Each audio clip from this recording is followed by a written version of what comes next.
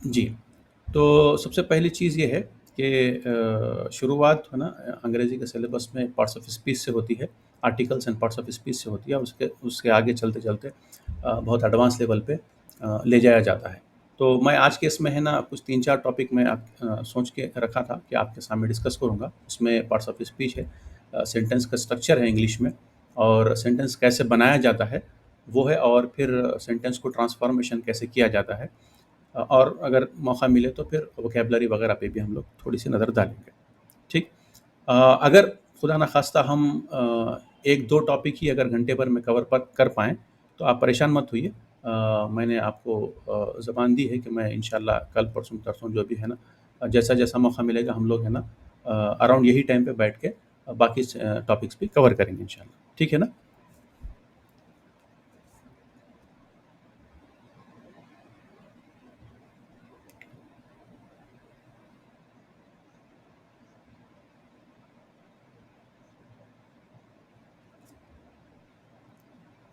इंशाल्लाह, इंशाल्लाह, इंशाल्लाह। मैं कोशिश करूँगा कि ये जो सिलेबस का रिवीजन है उसी में वो चीज़ें कवर हो जाए। उसके बावजूद भी अगर कुछ बच जाता है तो मैं आपको बोल दूँगा कि नेक्स्ट सेशन जो होगा वो लास्ट सेशन होगा और मैं कंप्लीटली उसको ओपन रख दूँगा। तो आप स्पॉट पे क्वेश्चन पूछिए और स्पॉट पे आंसर उसका हासिल कीजिए। ठीक है? चलिए, तो पहली चीज़ है पार्ट्स ऑफ स्पीच और चूँकि ये इतनी आसान चीज़ है हर कोई जानता है। ये स्कूल लेवल से पढ़ाई जाती है। तो हम लोग एक नज़र देखेंगे कि हम किस हद तक है ना पार्ट्स ऑफ स्पीच को गेस कर पा रहे हैं। यूजुअली 1, 2, 3 क्वेश्चन्स ऐसे भी आते हैं जिसमें आपको पार्ट्स ऑफ स्पीच आइडेंटिफ़ाई करने के लिए कहा जाता है टेट में। तो मिसाल के तौर पर ये एक स्क्रीन पे आपके है ना एक एग्ज़ाम्पल है, एक छोटे से 2 सेंटेंस है। तो इसमें से आप क्या कीजिए आप खुद एक पेपर पेन ले लेके फ़ौरी से आइडेंटिफ़ाई कीजिए कि इसमें कौन से पार्ट्स ऑफ स्पीचेस हैं। और मैं आपको एक 2-3 मिनट का टाइम दूँगा, उसके बाद फिर मैं इसके आंसर्स बता दूँगा, आप क्रॉस चेक कर लीजिए अपने आप से, ठीक है?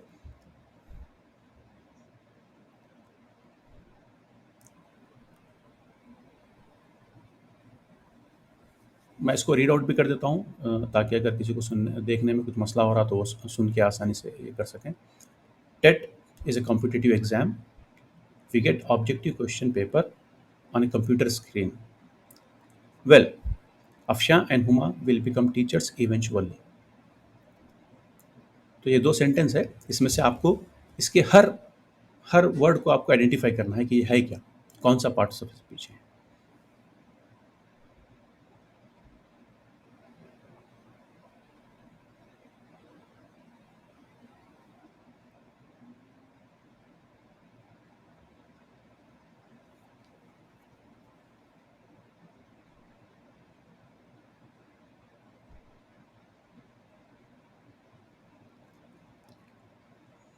टेट इज़ अ कॉम जी, TET is a competitive exam.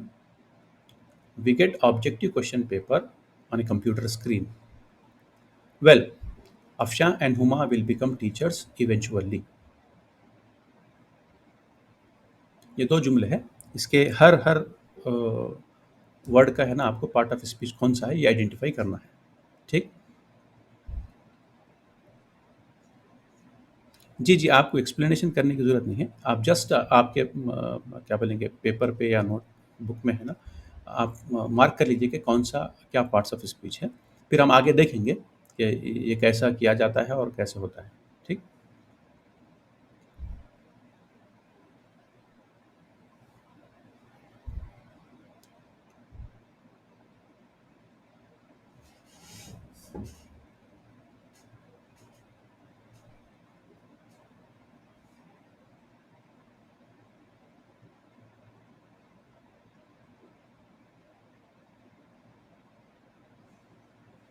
चलिए आप लोग नोट कर चुके हैं? हाँ, चलिए, तो हम लोग आगे बढ़ते हैं। एक चीज़ मैं ये बता दूँ कि पार्ट्स ऑफ स्पीच जो है, जो आप कन्वेंशनली पढ़ते हैं या जो आपको पढ़ाया जाता है उसमें आप वर्ड देख के कहते हैं कि ये कौन-सा पार्ट ऑफ स्पीच है, राइट? लेकिन जब इसका इस्तेमाल होता है सेंटेंस में, तो ये अलग तरीके से बिहेव करना शुरू करते हैं। यानी जो सेंटेंस जो जो वर्ड आपको है ना अलग रहने की वजह से जो अपनी शनाख्त बताता है, वो सेंटेंस में मर्ज हो जाने के बाद या सेंटेंस का हिस्सा बन जाने के बाद थोड़ा-सा अलग स्ट्रेंज तरीके से बिहेव करता है, जिसकी वजह से है ना अक्सर हम लोग है ना गलती करते हैं आइडेंटिफ़ाई करने में, ठीक? और आपको जो पूछा जाता है एग्ज़ाम में, वो इंडिविजुअल वर्ड नहीं पूछा जाता है, बल्कि एक सेंटेंस में उसका इस्तेमाल जो हुआ है, उसको हाइलाइट करके पूछा जाता है कि इसका पार्ट ऑफ स्पीच क्या है, राइट? चलिए, तो अब हम आगे बढ़ते हैं। 8 पार्ट्स ऑफ स्पीच है, नाउन से शुरू होके इंटरजेक्शन तक। नाउन आप जानते हैं, name of place, person, animal, thing है। जैसे कॉमन नाउन हो सकता है, प्रॉपर नाउन हो सकता है और बहुत सारे अक़साम हैं नाउन के, लेकिन ये 2 तो आपको पता होने चाहिए। जैसे प्रॉपर नाउन हो गया हैदराबाद और उसका कॉमन नाउन हो गया सिटी। तो इस तरीके से आदिल हो गया मैन, जैक हो गया डॉग, सैमसंग हो गया मोबाइल। तो कॉमन नाउन और प्रॉपर नाउन ये थोड़ा-सा हमको मालूम होना ज़रूरी है। अगर आप चाहते हैं कि आप आइडेंटिफ़ाई कर पाएँ कि कैसे कौन-सा वर्ड पर्टिकुलरली है ना नाउन है या ना है, तो कुछ लोगों ने ये लिस्ट बनाई है, जिसमें उसकी एंडिंग के बेसिस पे, यानी जिसको हम सफ़िक्स कहते हैं इंग्लिश में, वो हिस्सा जो एंडिंग में होता है उसको सफ़िक्स कहते हैं और जो हिस्सा पहले आता है उसे क्या कहते हैं? प्रीफ़िक्स कहते हैं। तो सफ़िक्स को देखकर भी हम आइडेंटिफ़ाई कर सकते हैं कि ये पर्टिकुलर वर्ड नाउन है या नहीं है, ठीक? और जैसे मैंने आपको बताया, ये आप वर्ड को देख के कर पा रहे हैं कि ये नाउन है या नहीं है, लेकिन जब ये इस्तेमाल में आएगा सेंटेंस में, तो हो सकता है कि ये नाउन नाउन की तरह काम ना करे, किसी और वर्ड कैटेगरी की तरह काम करे, ये पॉसिबिलिटी है, ठीक? अ, आसान चीज़ों को मैं आगे बढ़ा देता हूँ। अगर आपको कुछ डाउट है तो आप पूछ लीजिए।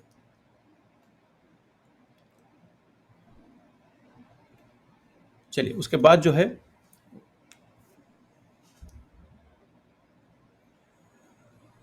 हाँ, देखिए, अगर हम औरत कह रहे हैं, तो ये कॉमन नाउन है, यानी एक क्लास का नेम है, क्लास ऑफ थिंग्स का नाम है, वो कॉमन है। लेकिन उस क्लास में अगर किसी एक फ़र्द का एक ख़ास नाम होता है, तो वो होता है प्रॉपर नाउन। जैसे किसी का नाम अफ़शां हो सकता है, किसी का नाम हुमा हो सकता है, किसी का नाम है ना आदिल हो सकता है। तो ये जो है प्रॉपर नाउन है और उनकी क्लास जो है, यानी जिस स्पेशीज़ से वो बिलॉन्ग करते हैं या जिस कैटेगरी से वो बिलॉन्ग करते हैं, उसका भी एक नाम होता है। तो वो उस नाम को कहते हैं कॉमन नाउन, ठीक? Am I clear? ठीक है। चलिए, तो हम जाते हैं प्रोनाउंस में। तो प्रोनाउन आप जानते हैं कि ऐसा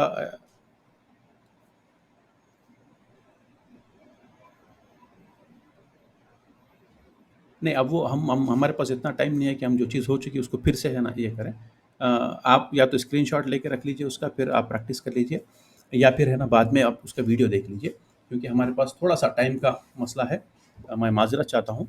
शुरू में ही ये मैं आपसे गुज़ारिश किया कि हमारे पास हम रिवीजन कर रहे हैं, हम बैठ के है ना डिटेल पे चीज़ें नहीं कर पा रहे हैं वक़्त की किल्लत की वजह से। तो रिवीजन थोड़ा-सा फ़ास्ट करना पड़ेगा। तो मैं स्पॉट पे जब पूछ लूँगा, तो आप अगर आपका डाउट है तो बोलिए, मैं क्लियर कर दूँगा। लेकिन हम एक चीज़ आगे बढ़ जाने के बाद फिर से वापस आके वो चीज़ पे हम डिस्कस नहीं कर सकते हैं, वक़्त की किल्लत की वजह से। अदरवाइज़ मुझे कुछ प्रॉब्लम नहीं है, लेकिन वक़्त का मसला है। ये जो किसी भी वर्ड में जो लास्ट का हिस्सा होता है ना, वो होता है सफ़िक्स। जैसे एग्ज़ामिनेशन है, राइट? एग्ज़ामिनेशन में TION जो आखिरी में आ रहा है, वो क्या है? वो सफ़िक्स है। और हर हर चीज़ सफ़िक्स नहीं होती है। ऐसी चीज़ जो दूसरे अल्फ़ाज़ में भी मिलती है, मिसाल के तौर पे एग्ज़ामिनेशन है, राइट? तो वो किसी और इसमें भी मिल सकती है। प्रिपरेशन है ना? उसमें भी शन मिलता है। तो ऐसी चीज़ जो ऐसा टुकड़ा जो दूसरे अल्फ़ाज़ में भी रिपीट हो रहा है, आखिरी का टुकड़ा जो दूसरे अल्फ़ाज़ में भी रिपीट होता हुआ आपको मिलेगा, तो वैसे इसको कहते हैं सफ़िक्स, राइट? चलिए, तो प्रोनाउन की हम बात कर रहे हैं, तो प्रोनाउन वो लफ्ज़ है जो नाउन के बजाय इस्तेमाल किया जाता है, या उस नाउन को इस्तेमाल नहीं करना होता है, तो हम उसके जगह प्रोनाउन का इस्तेमाल करते हैं, राइट? जैसे हम लोग आई, वी, यू, दे, ऑल, ये आप सब जानते हैं। लेकिन प्रोनाउन में कुछ ऐसे 4 ऐसे हैं, मतलब बहुत सारे हैं प्रोनाउन, तो उसमें 4 ऐसे जो मुझे ऐसा लगा कि आप लोग शायद उसमें कहीं न कहीं है ना आपको कन्फ्यूज़न हो सकता है। तो उसमें वो जो 4 है, मैं यहाँ पर आपको डिस्कस करूँगा। उसमें पहले वाला है रिलेटिव प्रोनाउन, ठीक है? तो प्रोनाउन तो आप जानते हैं, नाउन के बजाय इस्तेमाल किए जाने वाले लफ्ज़ को कह रहे हैं, राइट? तो अब जो हम ट्रेडिशनली जानते हैं वो he, she, it, right, I, you, we, they, है ना, ये सब चीज़ें प्रोनाउन ही है। लेकिन कुछ खास और किस्म के प्रोनाउन हैं, जैसे that, which, who, whose, where, जिसको हम रिलेटिव प्रोनाउन कहते हैं, राइट। फॉर एग्जांपल आप यहाँ पे दो एग्जांपल हैं, आप देखिए, the pen which I like is stolen. आपको ये जो विच लग रहा है यहाँ पर, एक सेकंड,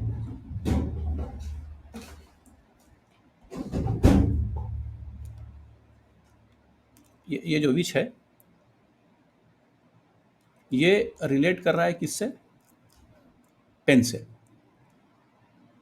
राइट। ये दैट जो है वो रिलेट कर रहा है प्रॉब्लम से। सो ऐसे ऐसे प्रोनाउन जो नाउन से रिलेट करते हैं तो उसको क्या कहेंगे? रिलेटिव प्रोनाउन कहेंगे। जी जी जी जी, दो है, लेकिन हम आगे चल के देखेंगे कि स्ट्रक्चर ऑफ सेंटेंस में देखेंगे कि ये दो अलग अलग हिस्से हैं, वो हम आगे बात करेंगे। अभी आप इतना मान के चलिए कि ये जो विच है वो किसे रेफर कर रहा है? वो नाउन को रेफर कर रहा है, राइट। तो ये नाउन के बजाय ये विच है यहाँ पर, राइट। तो ये है प्रोनाउन, और किस टाइप का प्रोनाउन है? Because it is relating to noun, तो इसे रिलेटिव प्रोनाउन कहते हैं। इतना छोटा सा आप याद रखिए, राइट। अब यहाँ पर दैट का भी मसला वैसे ही है, राइट। ठीक है, तो इस मुकाम पे जहाँ पर विच दैट आया है वहाँ पर हु भी आ सकता है, हुज भी आ सकता है, वेयर भी आ सकता है, राइट। तो ये है रिलेटिव प्रोनाउन। अब डेमोन्स्ट्रेटिव प्रोनाउन भी एक होता है, राइट। मिसाल के तौर पर this is an English book, right, that was a flower. अब यहाँ पर देखिए ये वर्ब से पहले है, राइट, और यहाँ पर जो ट्रेडिशनल आई वी यू है वो वाला नहीं है। तो ये दिस, दैट, दोस, राइट, ये इस टाइप के प्रोनाउंस जो सब्जेक्ट में आ रहे हैं as a stand alone subject. Subject में सिर्फ यही है ना, इसके साथ कोई नाउन जुड़ा हुआ नहीं है, देखिए आप, है क्या? तो सिर्फ सिर्फ प्रोनाउन है, और वो भी है ना, हमारे जो ट्रेडिशनल प्रोनाउंस है वो नहीं है, बल्कि ये दिस, दैट, है ना, दोस, इस टाइप के प्रोनाउन है। तो इस टाइप के प्रोनाउन को कहते हैं डेमोन्स्ट्रेटिव प्रोनाउन। ओके, वो क्या करता है? डेमोन्स्ट्रेट करता है, इसलिए उसको कहते हैं डेमोन्स्ट्रेटिव प्रोनाउन। अब ये एग्जाम्पल है, देखिए, don't ask me A silly question, that answer is simple. तो यहाँ पर आपको कहीं पर प्रोनाउन लग रहा है, दिख रहा है? दैट है, हाँ। तो ये जो दैट है ये प्रोनाउन नहीं है। ये जो दैट है यहाँ पर ये प्रोनाउन नहीं है, ये है बेसिकली एडजेक्टिव। ठीक, तो अब हम आगे चलते हैं। आपको वही थोड़ा सा कोशिश करना है चीज़ों को समझने की। आप चाहे तो इसका स्क्रीनशॉट रख लीजिए, या बाद में फिर एक बार उसको देख लीजिए। तो अब हम आगे चलते हैं। और दो मैंने जैसे मैंने बताया चार है, तो उसमें और ये दो भी हैं। इससे रिलेटेड भी आई थिंक प्रीवियस टेट में क्वेश्चंस आए थे, ये रिफ्लेक्सिव और इम्फेटिक प्रोनाउन में क्या डिफरेंस है, या identify which one is reflexive और विच वन इज इम्फेटिक। तो यहाँ पर एक चीज़ समझने की है कि रिफ्लेक्स आप जानते हैं, राइट। रिफ्लेक्स किसे कहते हैं?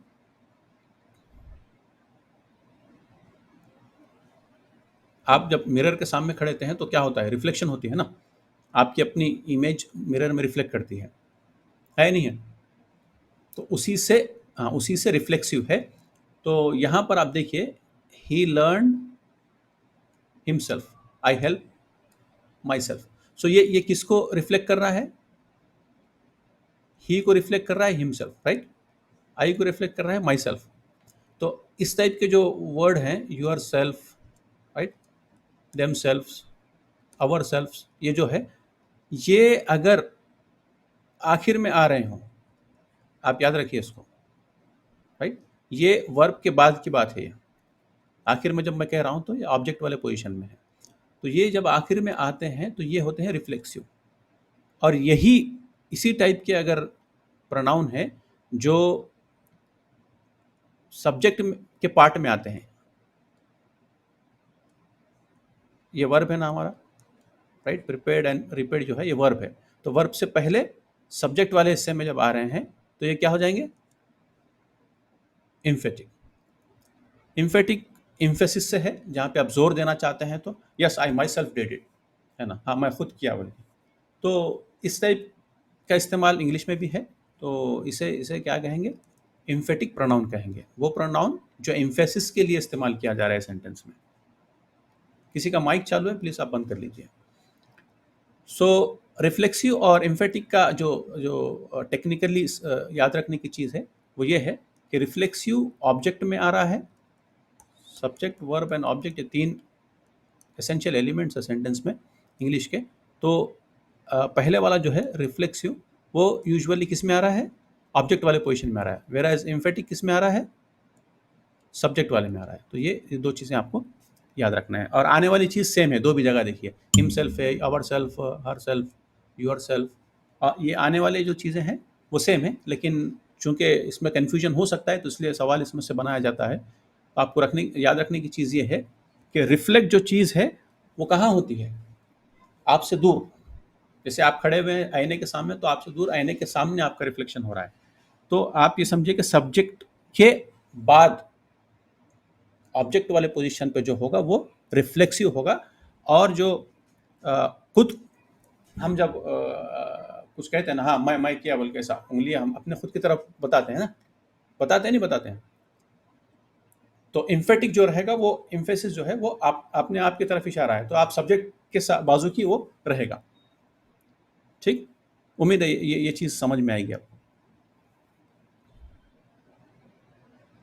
चलिए, तो अब हम आगे जाते हैं प्रोनाउंस में। ऐसे तो बहुत सारे किस्में हैं, लेकिन ये चार आपको याद रखने की है उसमें से, क्योंकि यूजुअली क्वेश्चंस बनते हैं। तो हो गया। अब ये हम आते हैं एडजेक्टिव की तरफ। तो एडजेक्टिव जैसे हम जानते हैं कि ये एक सिफत है, राइट, और ये है ना नाउन की सिफत की तरफ इशारा करता है ना। जैसे a beautiful car is presented to him, the tiger is carnivorous, she is smart. तो यहाँ पर देखिए ये ब्यूटीफुल जो है वो क्या है, एडजेक्टिव है, राइट। तो इसमें कोई डाउट नहीं है कि ये एडजेक्टिव है। लेकिन बाकी दो सेंटेंस में कौन कौन सा एडजेक्टिव है,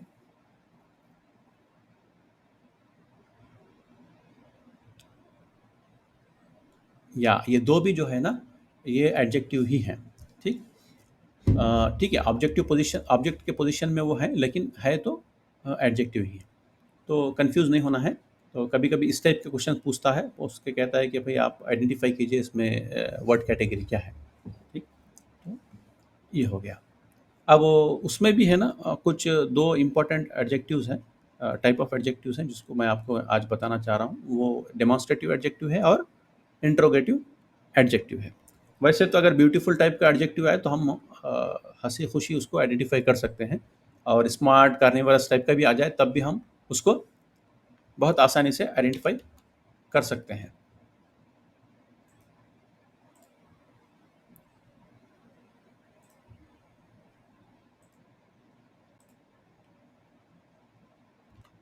चलिए, तो जी हाँ, तो हम लोग कहाँ थे, एडजेक्टिव्स तो हो गया। चलिए, तो अब डेमोन्स्ट्रेटिव एडजेक्टिव और इंट्रोगेटिव एडजेक्टिव, ये दो ऐसे टाइप है जो थोड़ा सा कंफ्यूजिंग है, और यूजुअली हम ये चीज़ों पे ध्यान नहीं देते हैं। तो इसलिए मैं सोचा कि इसको हम टेकअप करते हैं, ताकि आपके एग्जाम पॉइंट ऑफ व्यू से इसमें कुछ मदद मिल सके। डेमोन्स्ट्रेटिव एडजेक्टिव देखिए, this pen is mine, right, that book is yours, those chocolates belong to children. ठीक, इससे पहले एक एग्जाम्पल दिया गया था, उसमें आप लोगों ने उसको कुछ और समझा, जैसे प्रोनाउन समझा, लेकिन वो क्या था बेसिकली, डेमोन्स्ट्रेटिव एडजेक्टिव था। हाँ, सो क्या था वो, डेमोन्स्ट्रेटिव एडजेक्टिव था। तो इसको समझने के लिए आपको ये याद रखना है कि ये नाउन से पहले आएगा, राइट, पहले तो ये नाउन से पहले आएगा, और वो डायरेक्ट नाउन की तरफ इशारा करेगा। देखिए, ये एक नाउन से पहले आ रहा, ये तो एक चीज़ समझ में आ गई। फिर दिस के बाद रेफरेंस किसकी तरफ जा रहा है, पेन की तरफ जा रहा है, राइट? तो ये डेमोन्स्ट्रेटिव क्या हो गया? एडजेक्टिव हो गया। वहां वहां पर जो क्या था वो डेमोन्स्ट्रेटिव प्रोनाउन था, लेकिन यहाँ पर क्या है वो एडजेक्टिव है। एडजेक्टिव को टेक्निकली याद रखने के लिए एक और चीज़ भी आप समझ सकते हैं, वो ये है कि एडजेक्टिव कभी भी शैडो की तरह है। किसकी तरह है? साए की तरह है। जब तक असल नहीं होगा तो साया भी नहीं होगा, और ये जो साया है वो असल के बाजू रहेगा कभी भी, है ना? असल के बाजू रहेगा। तो अब यहाँ पर देखिए, ये कभी भी आएगा तो वो क्या आएगा? नाउन से पहले आएगा। एडजेक्टिव कभी भी, आप देख लीजिए, एडजेक्टिव कभी भी जब आएगा तो वो नाउन से पहले आएगा। और ये जो सेंटेंस स्ट्रक्चर है, राइट, इसमें खाली एक एक्सेप्शन है जहाँ पर वो लास्ट में आ रहा है, अदरवाइज 99% वो कहाँ आएगा? नाउन से, नाउन के सामने खड़ा रहेगा वो, बस। ठीक, तो ये डेमोन्स्ट्रेटिव एडजेक्टिव है। इसके एग्जांपल देख लीजिए, this book, that pain, those chocolates and all. फिर उसके अलावा आप सिमिलरली आप देखिए, यहाँ पर हमारा जो दो रूल है ना वो फॉलो होते हैं। वो ये है कि असल है विच इज़ पेन, और उसके सामने है, राइट? तो ये दो चीज़ें भी यहाँ पर फॉलो हो रही हैं। अब यहाँ पे इंट्रोगेटिव इसलिए है कि ये जो सब्जेक्ट है, ये जो सेंटेंस है, वो किस में तब्दील हो जा रहा है? क्वेश्चन में तब्दील हो जा रहा है। इसीलिए इसे क्या कह रहे हैं? Interrogative adjective. ठीक, इंट्रोगेटिव एडजेक्टिव सब्जेक्ट में आएगा। Interrogative adjective whose, which, that, what, इस टाइप के सॉरी व्हाट, इस टाइप के जो WH क्वेश्चन है उसका फॉर्म लेगा, और वो नाउन से पहले रहेगा। तो ये कुछ चीज़ें हैं, आप याद रखिए। Shall we move? चलिए, हाँ, तो अब जी,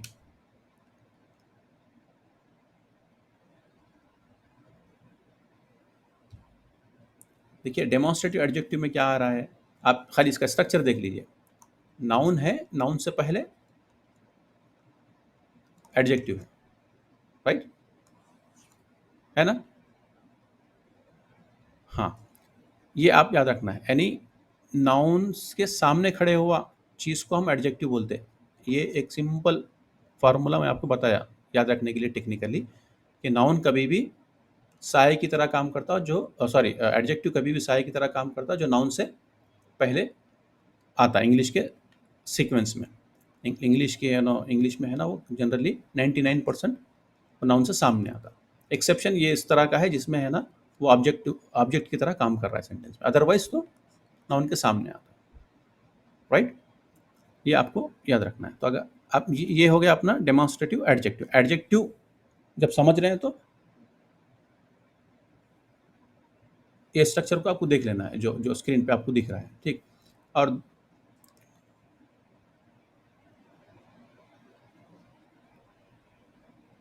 जी, जी हाँ, टाइगर तो नाउन है, और ये कार्निवरस किसको रेफर कर रहा है? नाउन को रेफर कर रहा है। तो इसका मतलब ये कार्निवरस एक सिफत है जो टाइगर की तरफ मंसूब की जा रही है।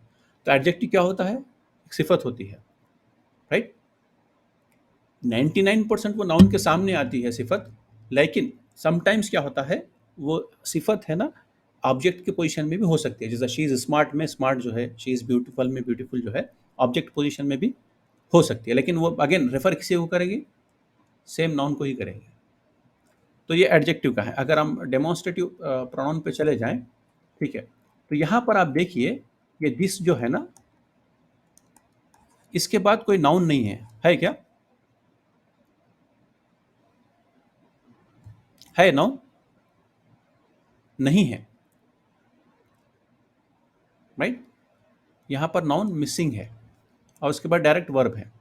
लेकिन एडजेक्टिव में क्या हो रहा है? वो नाउन के सामने है। सेम दिस दैट जो है वो नाउन के सामने लगा हुआ है। ये डिफरेंस है, आपको याद रख लीजिए, आप याद रख लीजिए। Am I clear? चलिए, ओके, चलिए। तो हम लोग बात कर रहे थे वर्ब की। तो वर्ब एक ऐसी वर्ड की कैटेगरी है इंग्लिश में, जिसको इंग्लिश वाले ही नहीं बल्कि उर्दू, अंग्रेजी, तेलुगु, हर हर मीडियम के लोग हैं ना आसानी से आइडेंटिफाई कर लेते हैं, राइट? तो अक्सर होता ये है कि वर्ब को आइडेंटिफाई करने में किसी को प्रॉब्लम नहीं होती है। लेकिन फिर भी हम लोग देखेंगे कि क्या हम इस मामले में पक्के हैं या इसमें भी थोड़ा कुछ मेहनत की ज़रूरत है। वर्ब एक्शन वर्ड होता है, यानी वो वर्ड जो एक्शन की तरफ इशारा करे वो वर्ब होता है। और वर्ब में 3 कैटेगरीज होते हैं: present, past and past participle. अब टीच, टॉट जो है ये, इसको लिखने वाले टेक्निकली है ना V1, V2 एंड V3 भी लिखते हैं, राइट? जब हम सेंटेंस का स्ट्रक्चर बनाना चाहते हैं तो उसकी आसानी के लिए V1, V2 ऐसा लिखते हैं। तो इसके 3 फॉर्म होते हैं। आपको तीनों फॉर्म कम से कम एक 100-200 वर्ब्स के तो आने चाहिए। अगर मिनिमम इंग्लिश अगर आप पे आपका कमांड हो जाए, तो आपको है ना कम से कम 100 से एक 200 वर्ब्स पे है ना पकड़ होनी चाहिए, और उसके तीनों फॉर्म आपको मालूम होने चाहिए। और कम से कम है ना 50 ऐसे वर्ब जो रोज़मर्रा की ज़िंदगी में इस्तेमाल होते हैं, डेली यूसेज में आते हैं, उस पे तो आपको बिलाशुबा आपको उस पे पकड़ होनी ही चाहिए, ठीक? आप अगर गूगल में सर्च मारेंगे 50 मोस्ट यूज़ वर्ब्स, तो आपको एक लिस्ट मिल जाएगी। आप एक नज़र उसको अच्छे से देख लीजिए, उससे बहुत सारी आपके मसाइल इंग्लिश के हल हो सकते हैं। चलिए, तो वर्ब का ये एक है। दूसरा ये है कि वर्ब में एक और कैटेगरी है जिसको हम हेल्पिंग वर्ब्स भी कहते हैं या ऑक्सिलरीज भी कहते हैं, जैसे is, am, are, was, were, has, have, had, can, may, shall, could, should, etcetera etcetera, ठीक है? तो ये इनका इस्तेमाल यूजुअली है ना कंटिन्यूअस टेंस में होता है, या प्रोग्रेसिव टेंस भी जिसे हम कहते हैं, राइट? प्रोग्रेसिव और कंटिन्यूअस टेंस कहते हैं, देखिए उसमें इस्तेमाल होता है इसका, राइट? या फिर अ, हाँ, दोनों में एक्चुअली, चाहे वो सिंपल हो या परफेक्ट हो, दोनों में भी है ना कंटिन्यूअस बताने के लिए या फिर है ना कुछ पोलाइटनेस वगैरह एक्सप्रेस करने के लिए, राइट? इस टाइप की चीज़ों के लिए इस्तेमाल होता है। तो ये भी आपको पता होना चाहिए। ये प्रेजेंट के लिए है, इज, एम, आर, वाज, वर जो है पास्ट के लिए है, राइट? ये परफेक्ट टेंस में इस्तेमाल होता है, राइट? ये जो है ये है ना पोलाइटनेस के लिए या फिर है ना रिक्वेस्ट वगैरह के इसमें इस्तेमाल होते हैं, ये कैन में, शैल, शुड वगैरह वगैरह, ठीक? और जहाँ पर हम कैन कहते हैं, आपको मालूम होना चाहिए कि it refers to ability, right? Can you do it, इसका मतलब ये है कि आप उसकी एबिलिटी को रेफर करें। और मे का इस्तेमाल जो होता है वो रिक्वेस्ट के लिए होता है, मे आई कम इन, राइट? नहीं, आप खाली ये 2 वर्ड याद रख लीजिए, बाकी सब आपके को है ना आसानी हो जाएगी। कहीं वर्ड पे कहीं पे भी अगर इस्तेमाल हो रहा है कैन का, तो it refers to ability, potential और एबिलिटी बोलिए, जो भी बोलिए आप, राइट? और अगर मे का इस्तेमाल हो रहा है तो वो रिक्वेस्ट और पोलाइटनेस। तो आपका जो वो जो कैन कुड को लेके बहुत सारे जो कन्फ्यूजन्स है ना, वो सिर्फ ये 2 वर्ड को अगर आप बराबर समझ गए तो ख़त्म हो जाएगा, ठीक? चलिए, तो और ये शुड का इस्तेमाल जो होता है ना अंग्रेज़ी में, वो सजेशंस के लिए होता है, सजेशन। कोई अगर आपको एडवाइस देना चाह रहे हैं, कोई सजेशन देना चाह रहे हैं, तो वैसे इसमें शुड का इस्तेमाल होता है, ठीक है? हाँ? हाँ, इसको हेल्पिंग वर्ब कहते हैं, या उसका एक और नाम जो है ऑक्सिलरी, एक और नाम भी है, उसको मॉडल्स भी कहते हैं, ठीक है? तो ये सब एक ही चीज़ है। चलिए, तो हम लोग है ना वर्ब के मसले से बाहर निकलते हैं, आगे चलते हैं एडवर्ब। तो एडवर्ब वो वर्ड है जो है ना वर्ब को मॉडिफाई करता है। मिसाल के तौर पर ये एग्जांपल में आप देखिए, इसमें वर्ब क्या है? स्टडीड है। सेकंड वाले में क्या है? रैन। ओके। तो अब आप इसमें देखिए कि बाकी जितने भी वर्ड्स इसमें हैं इस जुमले में, इसमें से कौन सा है जो वर्ड वर्ड वर्ब की तरफ है ना इशारा कर रहा है या वर्ब से उसका ताल्लुक है? रेगुलरली एंड फास्ट है। So very good. तो आप है ना बहुत अच्छे तरीके से गेस कर लिए हैं। एडवर्ब की एक और निशानी है कि वो 90% एल वाई वाले वर्ड एडवर्ब होते हैं, ये भी आप मान के चलिए, ये भी याद रख लीजिए टेक्निकली। हम्म। ठीक। तो एडवर्ब में एडवर्ब ऑफ टाइम हो सकता है, एडवर्ब ऑफ प्लेस हो सकता है, एडवर्ब ऑफ ऐसे बहुत सारे किस्म किस्म के। लेकिन आप ये क्या है, फ्रीक्वेंसी है नहीं, इसका ताल्लुक टाइम से है, ये फास्ट है, राइट। तो इस तरीके से हो सकते हैं, तो no need to get confuse. आप इतना याद रखिए कि वो उसका ताल्लुक वर्ब से रहेगा। आप पढ़ेंगे तो आपको समझ में आएगा कि हाँ ये वर्ब की तरफ है ना इसका इशारा है, या ये वर्ब को है ना कहीं कुछ वो कर रहा है, मॉडिफाई कर रहा है। चलिए, यस्टरडे बोल के आता है, देखिए, yesterday, tomorrow, right, year ago. तो ये सब क्या है? एडवर्ब्स ऑफ टाइम है। ओके। सो अब हम आगे बढ़ते हैं। हम लोग है ना इसमें कुछ कुछ क्वेश्चन है ना उससे भी आते हैं। क्या कहते हैं, last verb parts of speech, जिसे इंटरजेक्शन कहते हैं, राइट। ऐसे अल्फाज जो सडन फीलिंग या इमोशन को एक्सप्रेस करें, उसको क्या कहते हैं? इंटरजेक्शन कहते हैं, राइट।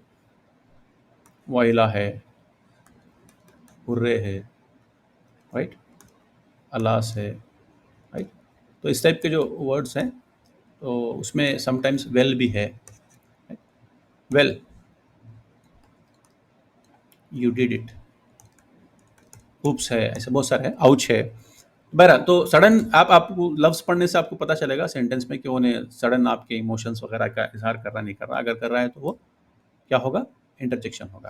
तो अभी हम लोग पार्ट्स ऑफ स्पीच खत्म कर चुके हैं। किसी का माइक चालू है, बंद कीजिए प्लीज़। ओके। सो अगर अगर आप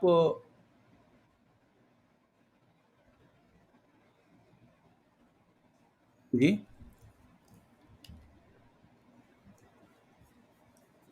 प्रीपोजिशन तो आप जी,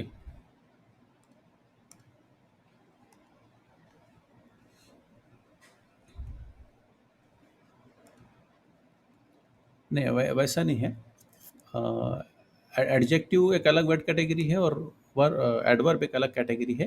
तो मैं जैसे आपको शुरू में भी बताया कि देखिए, हम जो नॉर्मली एक वर्ड को देख के बोलते हैं कि ये कौन सा वर्ड है, उसमें और जब वो सेंटेंस में इस्तेमाल होगा उसमें फ़र्क हो जाता है।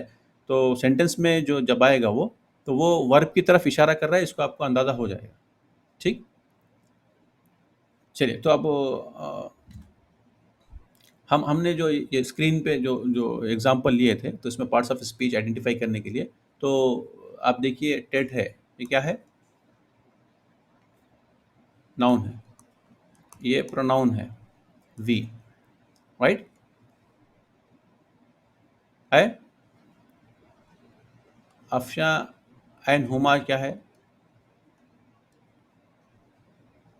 Very good, very good. अभी इवेंचुअली क्या है? इवेंचुअली क्या है? इवेंचुअली क्या है? एल वाई है, इसकी वजह से आपको पता चल गया ये एड वर्ब है। Very good. और ईज क्या है? वेरी गुड, हेल्पिंग वर्ब है ये। फिर बिकम क्या है यहाँ पर? हाँ,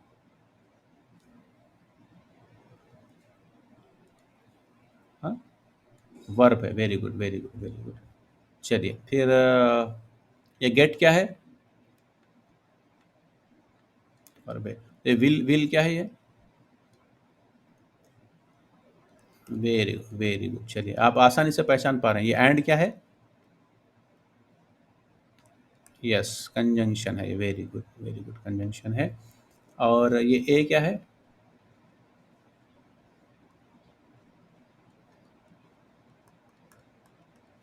ये देखिए, जो जो जो जवाब नहीं दे रहे वो माइक बंद कीजिए, आपके घर के झगड़े अमाउंट सुने आ रहे। चलिए, तो आर्टिकल है ये, हाँ। लेकिन अगर आप वो भी अगर देखेंगे कि सेंटेंस में चूंकि पार्ट्स ऑफ स्पीच कितने हैं, 8 है, राइट। ए ई आई ओ, सॉरी, नाउन से लेके इंटरजेक्शन तक। अब ये ए जो है ये तो पार्ट ऑफ स्पीच नहीं है क्या ये? हाँ, तब ये अगर सेंटेंस में अगर ये इस्तेमाल हो रहा है, तो ये कोई ना कोई एक पार्ट ऑफ स्पीच होना चाहिए, या किसी ना किसी पार्ट ऑफ स्पीच का ये एक दूसरा अवतार है, दूसरा रूप है। तो ये किसका हो सकता है?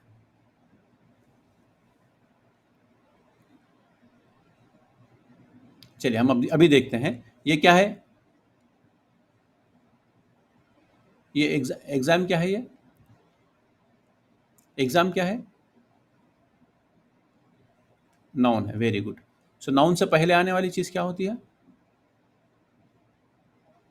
एडजेक्टिव होती है। वेरी गुड, एडजेक्टिव होती है। और ये जो कॉम्पिटिटिव है वो किसको तरफ इशारा कर रहा है? एग्जाम की तरफ इशारा कर रहा है, राइट। हाँ, अब ये ए, ठीक है, अब आप समझ गए हैं। तो अब ये ए किसकी तरफ इशारा कर रहा है? देखिए आप, एग्जाम ही की तरफ कर रहा है ना। सो जो चीज एग्जाम नाउन से पहले आया और नाउन की तरफ इशारा करे, तो क्या किसका रोल अदा कर रही है? Come on, come on. Adjective, adjective है ये, एडजेक्टिव है, राइट। ये आप एग्जाम बोलिए या ए एग्जाम बोलिए, उसमें फ़र्क हो जाता है, राइट। दी एग्जाम बोलिए, उसमें फ़र्क हो जाता है। तो यानी वो एग्जाम को, हाँ, एग्जाम के में है ना कुछ क्वालिटी ऐड करा। जैसे कॉम्पिटिटिव एग्जाम, एग्जाम में कॉम्पिटिटिव जो एडजेक्ट एक क्वालिटी ऐड कर रहा है एग्जाम की तरफ, वैसे ही ए भी वैसे ही करता है। तो जब इस्तेमाल होता है सेंटेंस में कोई भी आर्टिकल, चाहे ए हो, एन हो, दा हो, वो एडजेक्टिव का रोल प्ले करता है। लेकिन अगर आपके ऑप्शन में पूछा गया कि उसमें ये कौन सा है, अगर उसमें आर्टिकल दिया है तो आर्टिकल ही टिक करना है। अगर आर्टिकल नहीं दे के कोई दूसरे और दिया, उसमें एडजेक्टिव है ऑप्शन, तो एडजेक्टिव टाइप करना, सेलेक्ट करना है, ठीक। इस तरह का अगर आपको एग्जांपल दे दिया जाए और ये अंडरलाइन करके या बोल्ड करके पूछा जाए कि इसमें से ये एडवर्ब है, राइट, एडजेक्टिव है, इंटरजेक्शन है, या नाउन है, ऐसा कुछ पूछा जाए, तो आपको टिक किस पे करना है? एडजेक्टिव पे करना है। अगर उसमें एडजेक्टिव नहीं दिया गया और आर्टिकल दिया गया है, जो कि उतना आसान नहीं पूछा पूछा जाता, अगर पूछा गया तो आपको आर्टिकल कर लेना है, ठीक। चलिए, तो हम लोग पार्ट्स ऑफ स्पीच से बाहर हो गया, अल्हम्दुलिल्लाह। हाँ जी, हाँ जी, हाँ, सेंटेंस में वो एडजेक्टिव का रोल प्ले करते हैं। जी, प्रीपोजिशन, नहीं, प्रीपोजिशन जो चीज़ें, ये तो प्रेजेंट तो हो रहा है। किसी को प्रॉब्लम है? स्क्रीन से दिख रहा है किसी को?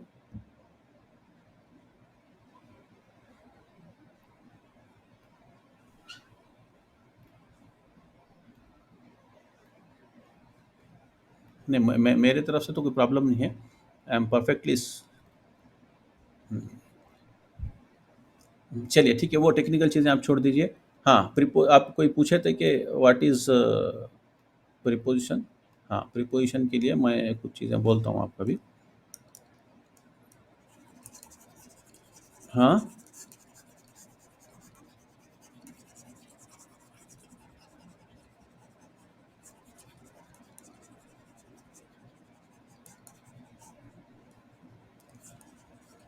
स्क्रीन किसी को भी नज़र नहीं आ रहा?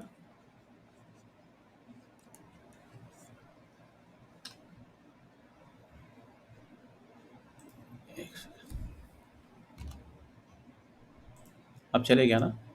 मैं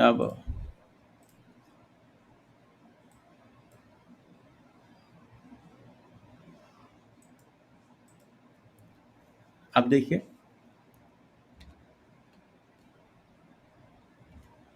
आ गया ना?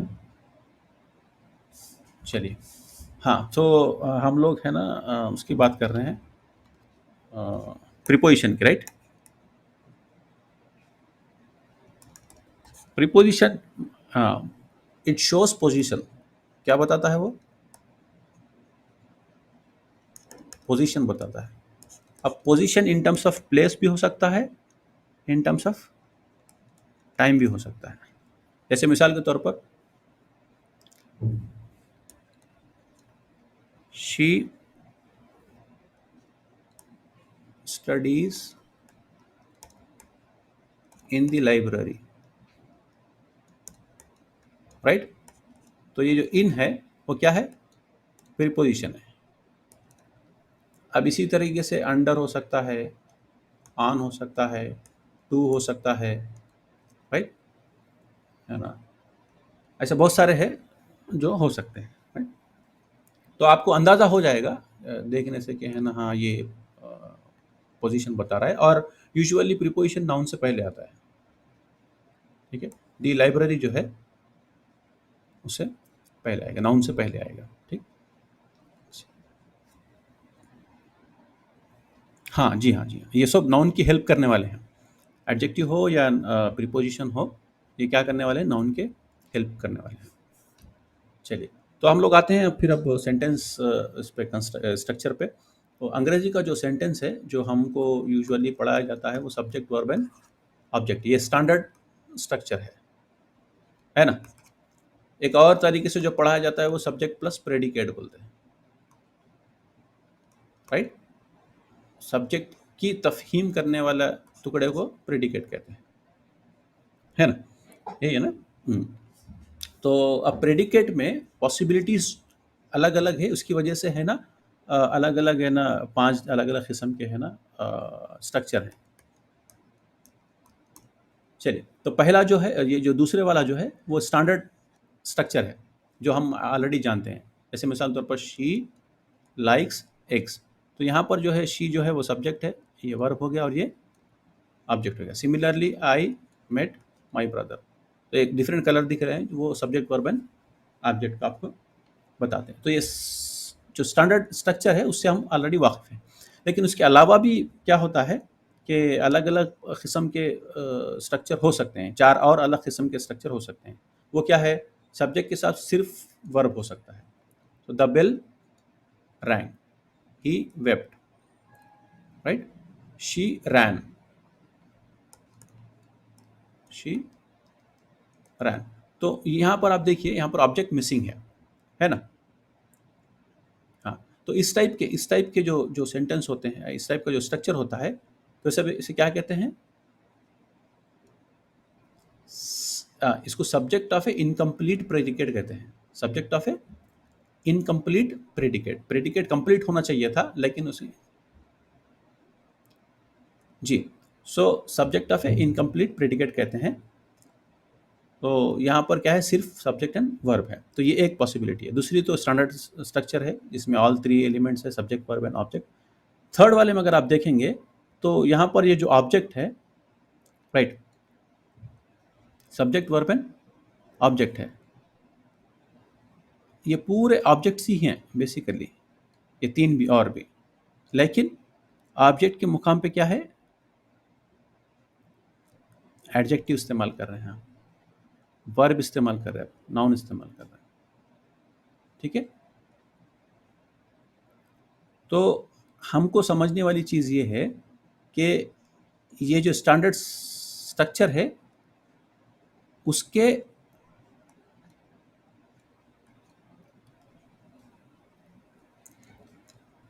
चलिए भाई, जिसका भी बाइक चालू है वो बंद कर दीजिए, है ना। तो आप यहाँ देखिए कि ये स्टैंडर्ड जो स्ट्रक्चर है उसके अलावा जो पॉसिबिलिटीज़ हैं वो क्या क्या है, सब्जेक्ट प्लस वर्ब है। अब मैं कुछ नहीं कर सकता हूँ, आप लोगों की तरफ कुछ प्रॉब्लम होगा। और उसके बाद क्या है, subject plus verb plus adjective, जैसे हम लोग लास्ट टाइम देखे ना कि carnivorous, tiger is carnivorous, right, she is smart, तो उसमें क्या था लास्ट में, एडजेक्टिव था। तो यहाँ पर ऑब्जेक्ट की पोजीशन है, ये सब्जेक्ट वर्ब ऑब्जेक्ट जो है ना, ये अपने पोजीशन के हिसाब से है। क्या है ये, स्ट्रक्चर में उनका पोजीशन है, ये सब्जेक्ट वर्ब, वर्ब से पहले आएगा सब्जेक्ट, वर्ब के बाद आएगा ऑब्जेक्ट। यानी सब्जेक्ट में भी नाउन हो सकता है, ऑब्जेक्ट में भी नाउन हो सकता है, राइट। सब्जेक्ट में भी प्रोनाउन हो सकता है, ऑब्जेक्ट में भी प्रोनाउन हो सकता है नहीं हो सकता है। अब मैं एग्जांपल देता हूँ, देखिए ये एक एग्जांपल यहाँ देख लीजिए आप। They are teachers, right. Martin कहाँ गया, या Martin is busy. So Martin जो है सब्जेक्ट पोजीशन में है, एज ए नाउन है नहीं है, राइट। अब यही इसी तरह से नाउन देखिए ऑब्जेक्ट पोजीशन में, टीचर्स में ऑब्जेक्ट पोजीशन में नाउन है, ये नाउन है ना, टीचर्स कॉमन नाउन। अब प्रोनाउन देखिए सब्जेक्ट पोजीशन में शी की शक्ल में है, दे की शक्ल में है, राइट। तो प्रोनाउन है ना ऑब्जेक्ट पोजीशन में भी आ सकता है। जैसे फॉर एग्जांपल अगर शी है तो ऑब्जेक्ट पोजीशन में क्या होगा, वो हर की शक्ल में आएगा, राइट। आएगा नहीं आएगा, हाँ। तो वी है तो अज आएगा। तो इस तरीके से ऑब्जेक्ट पोजीशन में भी तो क्या क्या आ रहा है, अब नाउन आ रहा है, प्रोनाउन आ रहा है सब्जेक्ट की पोजीशन में। एक डिविएशन जो है वो है कि एडजेक्टिव आ रहा है ऑब्जेक्ट की पोजीशन पे। ये एक और चीज अपने को नहीं मालूम हुई। कैसा है एग्जांपल ये है, she was sick. Similarly object की पोजीशन पे एडवर्ब भी आ सकता है। जैसे she ran, he ran fast. Fast जो है किसकी तरफ इशारा है, रैन की तरफ है, तो ये एडवर्ब भी अपने मालूम है। लेकिन ये एडवर्ब किस पोजीशन पे बैठा हुआ है, ऑब्जेक्ट की पोजीशन पे बैठा हुआ है। एग्जैक्टली। सो ये स्टैंडर्ड हो गया। उसके बाद एक और पैटर्न है सेंटेंस का, ये और एक पैटर्न है और ये एक और पैटर्न है। अब ये लास्ट वाला देखिए, subject plus verb plus noun. They are teachers, Marilyn was the class president. तो ये नाउन है ना, राइट। तो ऑब्जेक्ट में नाउन और प्रोनाउन आएगा। तो ये कौन सी पॉसिबिलिटी है, फोर्थ पॉसिबिलिटी है। तो ये जो स्टैंडर्ड स्ट्रक्चर है उसके हिसाब से, उसके अलावा है ना चार डिफरेंट होना पॉसिबिलिटीज है, इसलिए इसको है ना, आप बोलिए कौन सा है। अब तुम parts of speech, exactly. Sometimes क्या होता है, मेन वर्ब ना हो तो हेल्पिंग वर्ब, सिर्फ हेल्पिंग वर्ब होता है। जैसे मिसाल तौर पर आई एम स्मार्ट, राइट। अगर ये कोई कहता है तो उसमें एम क्या है, हाँ तो वैसा होता है, याद रखना है, ठीक। चलिए, तो आप लोग अच्छा समझ रहे हैं, शुक्रिया। आगे बढ़ते हैं हम लोग। यहाँ पर वो पिछली जो चीज़ें हमने देखी है उसी को एक अलग अंदाज में यहाँ पर देख लेंगे। ये पूरा क्या है, सब्जेक्ट है, राइट। अब आप मुझसे पूछ सकते हैं कि सर ये सब्जेक्ट में तीन हिस्से हैं ना, तीन अलग अलग वर्ड्स हैं, है। हाँ, तो इसको समझने के लिए हम थोड़ा आगे जाने के बाद हमको फिर वापस आएंगे। थोड़ा आगे एक चीज़, एक टॉपिक है उसको डिस्कस करेंगे तो ये चीज़ समझ में आ जाएगी कि ये सब्जेक्ट में इतनी सारी चीज़ें कैसे आ रही हैं, राइट। और यहाँ पर क्या है, हैज़ क्या है, वेरी गुड। और अराइव्ड क्या है, वेरी गुड। तो हम जो सब्जेक्ट प्लस वर्ब वाला एग्जांपल लिए थे पिछले इसमें स्ट्रक्चर पैटर्न में, तो यहाँ पे आपको मिल गया, देखिए कि ये सब्जेक्ट एज ए मल्टीपल चीज़ें और आप वर्ब एज ए मल्टीपल चीज़ें भी हो सकती हैं, ठीक है। सिंगल सिंगल वर्ड होने के बजाय शी रैन एक एग्जांपल है एस प्लस वी का, सब्जेक्ट प्लस वर्ब का। लेकिन यहाँ पर सिंगल सिंगल वर्ड है, देखिए, राइट। लेकिन यही फार्मूले में अगर हम यहाँ देखेंगे तो the last train has arrived. तो इसमें एक से ज़ायद वर्ड है लेकिन काम वही कर रहे हैं, सब्जेक्ट का कर रहे हैं और वर्ब का कर रहे हैं, ठीक। ओके, अराइव्ड इज वर्ब ना, अराइव उसका V1 है, राइट। अराइव्ड जो है V2 है, फिर उसका और एक V3 भी अराइव्ड ही है। तो आपको वो थोड़ा सा वो भी ब्रश अप कर लेना चाहिए डिफरेंट वर्ब्स के बारे में, डिफरेंट फॉर्म्स ऑफ वर्ब्स के बारे में। तो ऐसे ही आप भी कुछ एग्जांपल्स हैं जो हम लोग यहाँ पिछले डिस्कस किए हैं, उसी के फर्दर एग्जांपल्स है। आप अगर देखना चाहें तो या स्क्रीनशॉट लेना है तो ले लीजिए। चलिए, तो हम लोग आगे चलते हैं। सेंटेंस कंस्ट्रक्शन, मैंने सेंटेंस जो बनता है वो कैसे बनता है। तो सेंटेंस कंस्ट्रक्शन में जो सबसे पहली चीज़ समझने की है वो ये है कि सेंटेंस की शुरुआत किससे, शुरुआत से पहले क्या है, राइट। सबसे पहले हम क्या पढ़े थे, पार्ट्स ऑफ स्पीच पढ़े थे ना, नहीं, पार्ट्स ऑफ स्पीच पढ़े थे, right. Parts of speech are nothing but words, है ना। तो अब उसके बाद क्या, उसके बाद की कैटेगरी क्या होगी, सेंटेंस, राइट। हाँ, हाँ, ये जो जंप है वर्ड्स से सेंटेंस पे, इस जंप की वजह से मेरे मेरे ज़ाती तजुर्बे से मैं कह रहा हूँ, मैं बहुत सारे उर्दू और तेलुगु मीडियम के बच्चों को अंग्रेज़ी पढ़ाता हूँ। तो मेरा ज़ाती तजुर्बा ये है कि बच्चों की जो अंडरस्टैंडिंग है वो ये है कि आप दीवार बना सकते हैं अगर आपके पास ब्रिक्स हों तो, ईंट हों तो, राइट। उनका मानना ये है, राइट। मैं, मेरा मानना ये है कि वर्ड्स से अगर डायरेक्ट आप सेंटेंस पे जंप करेंगे तो आप ज़िंदगी भर सेंटेंस कंस्ट्रक्शन में है ना, आपको प्रॉब्लम रहेगा। उसकी वजह ये है कि वर्ड के बाद और दो कैटेगरीज आती है जिसको आपको समझना लाजमी है, फ्रेज और क्लॉज। अगर आप ये नहीं समझेंगे तो सेंटेंस जो हम बनाते हैं तो वह अलग अलग टुकड़ों से बनाते हैं। जैसे मिसाल के तौर पर सब्जेक्ट, वर्ब, ऑब्जेक्ट, ये एसेंशियल एलिमेंट्स हैं। ये एक इंडिविजुअल वर्ड भी हो सकता है और एक ग्रुप ऑफ वर्ड भी हो सकता है। जैसे हमने पिछले इसमें एग्जांपल देखा है यहाँ पर, द लास्ट ट्रेन कहकर, है ना। तो ये तो ग्रुप ऑफ वर्ड्स हैं, लेकिन ये पूरे मिल के एक एक पर्टिकुलर है ना यूनिटी की तरह काम कर रहे हैं। कैसा कर रहे हैं, अब उसको समझने के लिए हमको थोड़ा सा फ्रेजेस पे क्विकली एक नज़र डालना पड़ेगा। फ्रेज क्या है, स्मॉल ग्रुप ऑफ वर्ड्स है, यानी वर्ड्स का एक छोटा सा ग्रुप है। अब अगर मैं यहाँ लिखूँ ब्लू कार, राइट, तो इसमें कार क्या है, नाउन है। तो ब्लू क्या है, एडजेक्टिव। और मैं अगर उसको ए कार लिखूं तो इसमें कार क्या है, नाउन है, ए क्या है, एडजेक्टिव, राइट, है ना। अगर मैं ये लिखूं कि मारुति कार, तो इसमें कार क्या है और मारुति क्या है,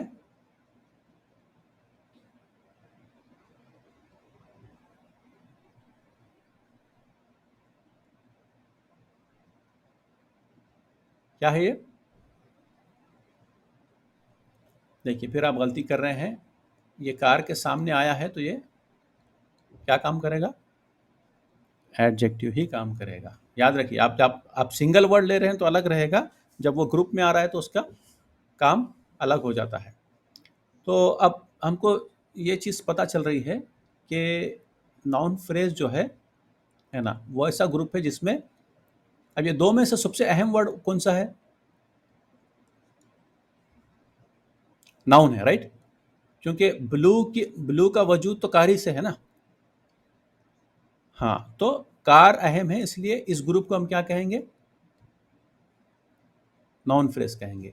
हम इसे ग्रुप इसलिए कह रहे हैं कि इसमें एक से ज्यादा वर्ड है, हो सकता है तीन वर्ड भी हो जाए, ए ब्लू मारुति कार। अगर मैं ऐसा लिख दूं, चार वर्ड पे मुश्तमिल एक, है ना, क्या बोलेंगे, टुकड़ा, तो ये पूरा मिलके भी है ना एक ही के साथ है हम लोग पूरे। ये तीन जो अलग वर्ड और हैं वो किसके साथ दे रहे हैं, कार का साथ दे रहे हैं। तो इसका मतलब सबसे ज़्यादा इंपॉर्टेंट वर्ड जो है वो यहाँ पर नाउन है। तो ये पूरे ग्रुप को हम क्या कहेंगे, नाउन फ्रेज कहेंगे। Very good. सो ये है एग्जाम्पल नाउन फ्रेज का। तो अब अगर इसको टेक्निकली समझना चाहें तो नाउन फ्रेज में नाउन के सामने एडजेक्टिव आ सकता है, राइट। और वो एक, दो, तीन,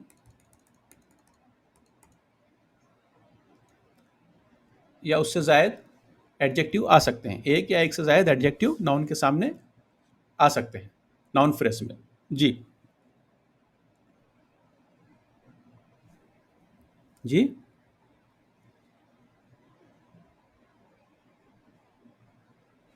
हाँ, देखिए सब अपना-अपना माइक बंद कर लीजिए। जी, आप सब अपना-अपना माइक बंद कर लीजिए। तो मैं ये कह रहा हूँ कि नाउन फ्रेज़ में नाउन से पहले एडजेक्टिव आ सकता है एक अदद या एक से ज़ायद। जैसे यहाँ पर हमने एग्ज़ाम्पल देखा है 1, 2, 3, है ना? ये नाउन के सामने एक, यहाँ तो एक है, लेकिन एक से ज़ायद भी आ सकते हैं। समझने की बात ये है कि ये पूरा मिल के एक ही ग्रुप की तरह काम करेंगे। ये सब बाकी के जो 3 हैं, वो किससे रिलेटेड हैं? कार से रिलेटेड है, यानी नाउन से रिलेटेड है। तो इसीलिए ये क्या है? नाउन फ्रेज़ है। अगर आप पीछे जाके देखेंगे, तब यहाँ पर देखिए यूअर अंकल है। इसमें नाउन क्या है? अंकल है, राइट? द लास्ट ट्रेन है। द लास्ट ट्रेन में नाउन क्या है? ट्रेन है। और काउंसिलर्स है। दी काउंसिलर्स बोल के लिखा हुआ है, तो काउंसलर नाउन है। अब इसके आप सामने देखिए क्या है ये? एडजेक्टिव है। ये क्या है? एडजेक्टिव है। ये क्या है? एडजेक्टिव है। ये पूरे एडजेक्टिव्स हैं, राइट? तो इसका मतलब ये पूरा मिलके एक एक यूनिट की तरह काम कर रहे हैं, राइट? एक यूनिट की तरह काम कर रहे हैं। ये नाउन फ्रेज है। तो उसमें हमको समझने वाली बात ये है कि सब्जेक्ट के पोजीशन में जहां हमने समझा कि नाउन आ सकता है, प्रोनाउन आ सकता है, राइट? वहीं पर नाउन फ्रेज भी आ सकता है। क्या आ सकता है? भी आ सकता है सब्जेक्ट में। ठीक है, तो कंफ्यूज नहीं होना है। ठीक है, तो यही चीजें जो है वो ऑब्जेक्ट में भी आएगी। नाउन, प्रोनाउन, नाउन फ्रेज जो है ये ऑब्जेक्ट में भी आएगी। आएगी नहीं आएगी? ऑब्जेक्ट में नाम भी आ सकता है, प्रोनाउन भी आ सकता है, नाउन फ्रेज भी आ सकता है। मिसाल के तौर पर ए मैसेज है, ये क्या है? ए एडजेक्टिव है, मैसेज जो है वो नाउन है। तो ये नाउन फ्रेज हुआ नहीं हुआ? तो हमको ये समझ में आ रहा है कि नाउन फ्रेज जो है वो सब्जेक्ट में भी आ सकता है और ऑब्जेक्ट में भी आ सकता है। ठीक, चलिए, तो ज़रा आप लोग माइक माइक पे कंट्रोल रखिए प्लीज़। चलिए, तो अब ये हम जो देखें वो नाउन फ्रेज का मसला हल हो गया। अब थोड़ा सा हम आगे बढ़ के वर्ब फ्रेज पे जाते हैं। ठीक, अब अगर वर्ब फ्रेज पे देखें, वर्ब तो आपको मालूम है एक्शन वर्ड है, राइट? ईट जो है ये क्या है? वर्ब है, नहीं है? है। लेकिन कुछ कुछ जुमले ऐसे होते हैं जहां पर इज ईटिंग बोल के आएगा, वाज स्टडिंग बोल के आएगा, है ना? हैज़ बीन रीडिंग बोल के आएगा। हो सकता है आपको मेरी क्या बोलेंगे राइटिंग में थोड़ा समझ में ना आए, मैं डिजिटल पेन से लिख रहा हूँ तो थोड़ा उसकी प्रैक्टिस कम है। हैज़ बीन रीडिंग है, राइट? ऐसा कुछ भी आ सकता है। तो हर इसमें आप देखिए यहाँ पर वर्ब है, ये वर्ब है, ये वर्ब है ना? ये तीनों चारों एग्जाम्पल में भी वर्ब है। और ये क्या है?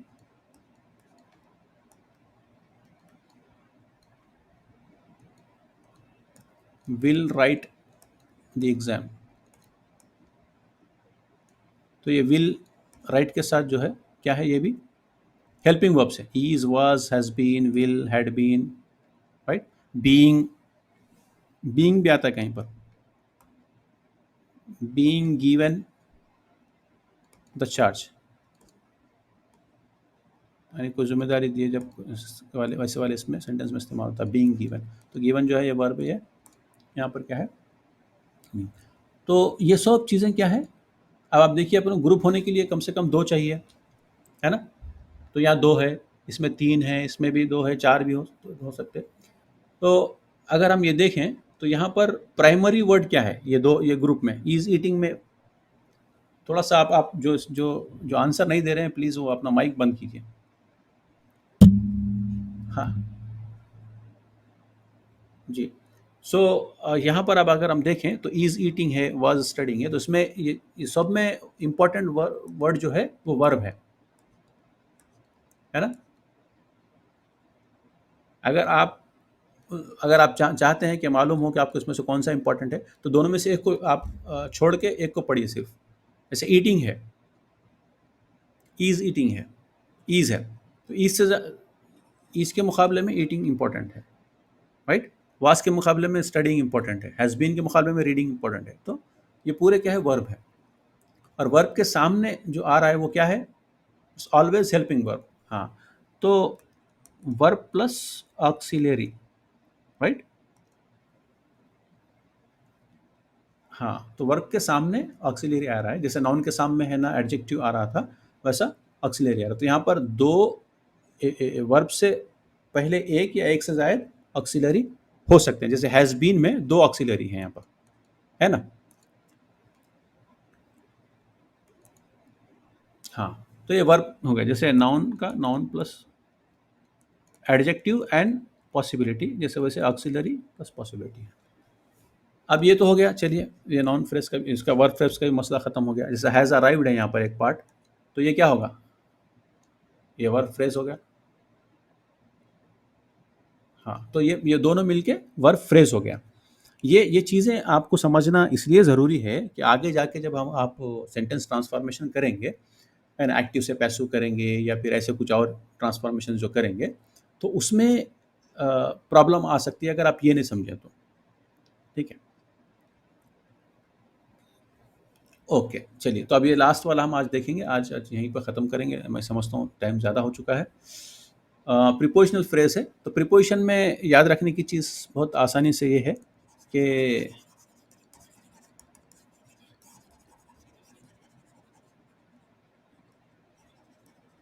जी, तो नाउन फ्रेज में जैसे हमने समझा है कि नाउन के साथ एडजेक्टिव प्लस वन और टू, वन और मल्टीपल है, ये इसलिए एरो मार्क दे रहा हूँ मैं, एक से ज़ायद हो सकते हैं।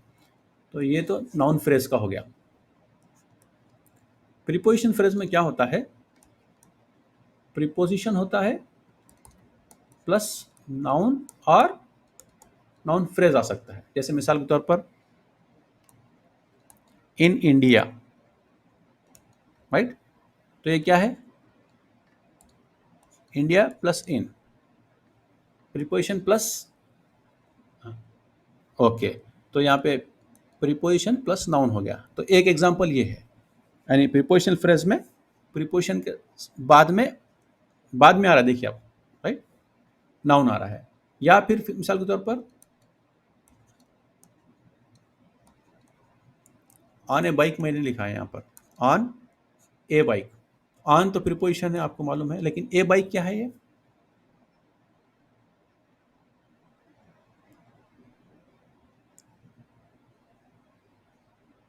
तो ये दो मिलके क्या बनेगा, नाउन फ्रेज बनेगा। ये आपको याद रखना है। अब हर बार आप बार बार है ना ऐसा मत बोलिए एडजेक्टिव नाउन, ऐसा नहीं, वो देखते बोल देना रहे तो नाउन फ्रेज दिख रहा है। ठीक, हाँ, चलिए, तो ये हो गया प्रीपोजिशनल फ्रेज। तो प्रीपोजिशन में क्या आ रहा है, प्रीपोजिशन प्लस नाउन और प्रीपोजिशन प्लस नाउन फ्रेज, ये दो पॉसिबिलिटीज है इसमें। तो ये तीन अहम चीज़ें थी। अगर आप ये समझ गए तो आप आगे चल के जब है ना एक्टिव से पैसिव, पैसिव से एक्टिव, डायरेक्ट से इनडायरेक्ट, और ये बहुत सारे जो ट्रांसफॉर्मेशंस जो हम आगे करेंगे, उसमें बहुत इसके ज़रूरत पड़ती है और हमको आसानी होगी इंशाल्लाह। ठीक, तो आज आज मैं यहाँ पर थोड़ा सा अपना लेक्चर रुका दूंगा। तो इंशाल्लाह हम एक काम करेंगे, कल फिर ज्वाइन होंगे और वहाँ पर हम क्लासेस वगैरह पे देखेंगे, और ऐसे ही करते बाकी और जो टॉपिक्स हैं उसको तकमील करने की कोशिश करेंगे। ठीक, so thank you so much. हाँ, मैं जनरली ये टाइम पे फ्री होता हूँ, तो मैं इसी टाइम पे हम बैठेंगे इंशाल्लाह। Thank you so much.